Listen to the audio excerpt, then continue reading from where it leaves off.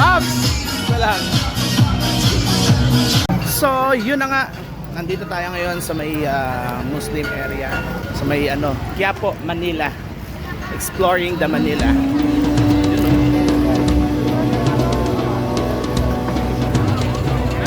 Uy, biryani.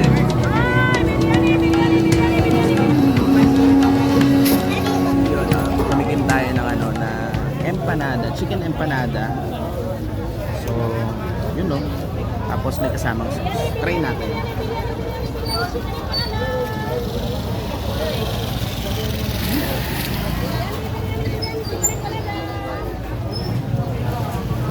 Oh.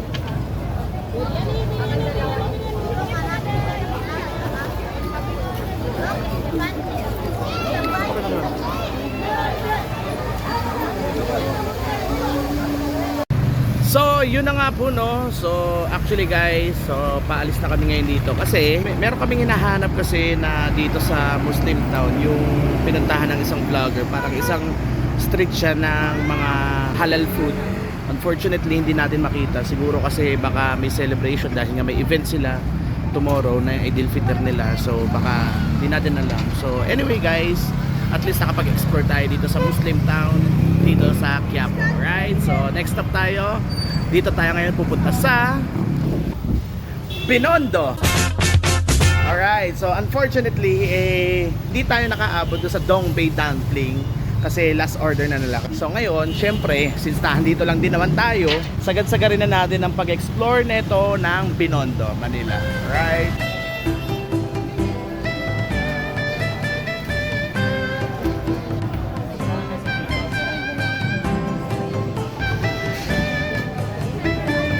So, yun na nga, order tayo ng Taiwan fried bao. So, parang ano lang siya, parang siopaw lang siya na pinirito. Inikot-ikot. Tikman ko muna siya ng walang sauce. Ano yung pinakalasa niya? Yung lasa niya, kung natatandaan nyo, yung fried siopaw sa Baklaran, may kumakatas. Para siyang ganun. Ito may sauce na. Si boss manager busy. Sarap. Hindi siya yung lasa ng mga siopaw ng Chinese siopaw. Kasi nga hindi naman siya siopaw. Ano siya, bao. Magkaiba po 'yon. Ang chili sauce. Yun no.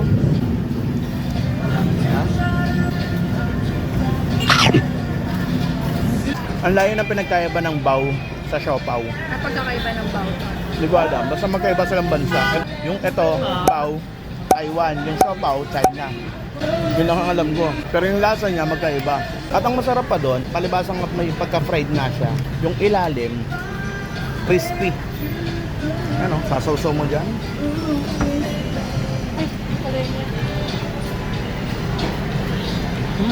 Oo nga, bayan nga ako. Ano na?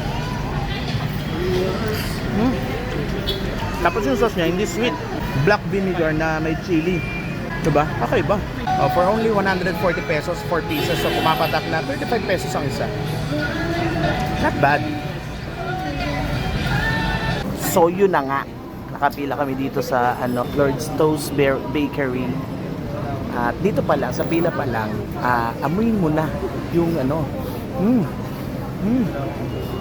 amoy maasim. Hindi, pero amoy mo na yung tart na bestseller ng Lord's Toast. So, talagang nakakaengganyo. Kaya kahit mahaba ang pila, tiniis namin para lang matikman. Kasi ilang beses na namin nag-attend, ilang beses na kami nagpupunta dito, pero kasi hindi namin sinatsaga na pumila. Pero ngayon pa lang, dahil nga holiday at walang pasok kami parehas, yun na nga. So, syempre, since nandito lang naman din tayo, hindi natin pala nagpasinto, di ba? Yes. Tama ba ako? Yes. Alright. Go! Masarap. Okay na? Uwi na tayo? Hindi, may natin. Baka daw makirin.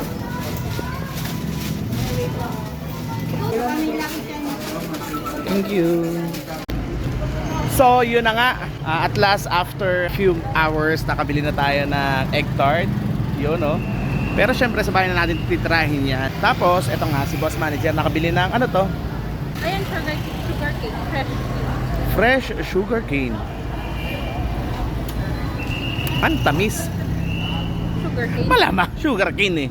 Tapos ito, Barbecue. Para siyang cheesecake. Ay, atin. pumila lang ako. Na-hype ka lang din, nadaan ka sa hype. Ah, Uy! rice cake. Na, tokboki. Okay. Anong lasa? Ma-herbe. Ayo. Ito lang ano. Ito muna.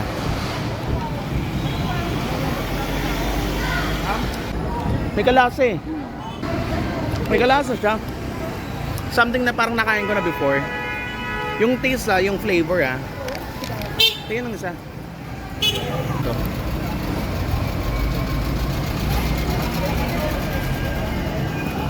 Parang lang siyang squid ball. Alam ko na yung parang pinapahid, yung pinaka-sauce. Pero syempre ito, tapos partner naman na ito. Alright. So there you have it. You know, exploring Ongpin and Chinatown. Diba? And that's all folks. Stay tuned for our mini vlog. Alright. Sabi mo nga, so yun na nga. So, yun na nga. Yung galit. So, yun na nga. Peace. Ala. Out.